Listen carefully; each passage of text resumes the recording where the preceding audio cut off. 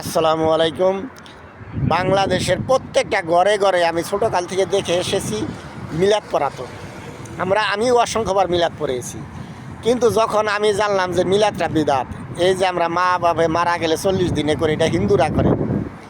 মিলাদটাও যে আমরা যা কিছু বলি না, বিদাতের কারখানা এটা। কিন্তু যারা অসংখ্য আলেম এটা থেকে মুখ ফিরে নিছে, যারা ধর্ম দিয়ে ব্যবসা করে খায়, তারা তো মুখ ফিরাবে না।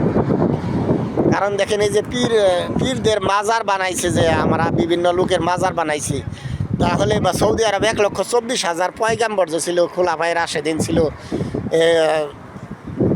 সাহাবিগণ ছিল, তাদের একটা মাজার খুঁজে পাবেন না। কিন্তু বাংলাদেশে মাজারের ভর্তি।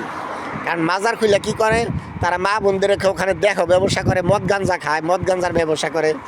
কারণ ওই ব্যক্তির যদি ভালো চাই, ও ব্যক্তি যে মাজার বানাইছে, ওই ব্যক্তি কি জাহান্নামী না জান্নাতি, আমরা তো জানি না।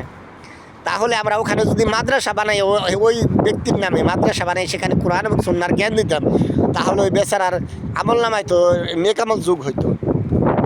কিন্তু আমরা কি তা করি? তা করি না। আমরা দেশে রাজনীতি করি যে মহিলা দিয়ে, আর মহিলারা এত জঘন্য মহিলা, বাপের মূর্তি বানায়, আবার নিজেকে মুসলমান দাবি করে। এখন বাপের মূর্তি বানাইলে তার এই যে মহিলারা রাজনীতি করলে কি ক্ষতি হয়, এটা আমরা জঘন্য মুসলমান, এটা আমরা গবেষণাও করি না।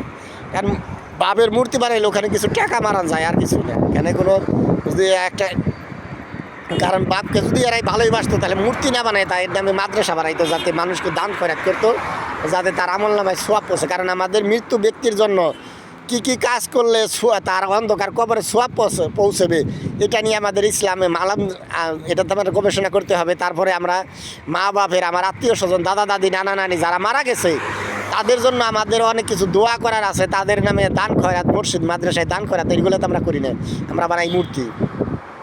এখন আমরা যারা বাংলাদেশের নাগরিক, আপনাদের কাছে আমরা 91% মুসলমান। আমরা আফসোসের বিষয়, সেই দেশে মহিলার নেতা হয় কি করে, সে দেশে দুর্নীতি বাড়বে কী করে, ঘুষখোর বাড়বে কেমনে, চাঁদাবাজি বাড়বে কী করে। কারণ আমরা ভোটই দেয় চাঁদাবাজরে, যাই না হই নাই। যারা চুর, সার্টিফিকেট প্রাপ্ত চুর, কারণ এর আগে পাশ করেছে, তারা কি করেছে, ঘুষ খাইছে তাদের দলের প্রত্যেকটা লোকে। তাদের দলের প্রত্যেকটা লোক চুর, সরকারি টাকা চুরি করে কোটি কোটি টাকার মালিক হয়। কিন্তু তাদেরকে ভোট দিয়ে আবার আশা করি দুর্নীতি কমবে, চাঁদাবাজি কমবে। তাদেরকে ভোট দিলে যারা চাঁদাবাজি কইরাইছে এরা সারা জীবন, তারা এখন চাঁদাবাজি ছেড়ে দিব, ছাড়বো না।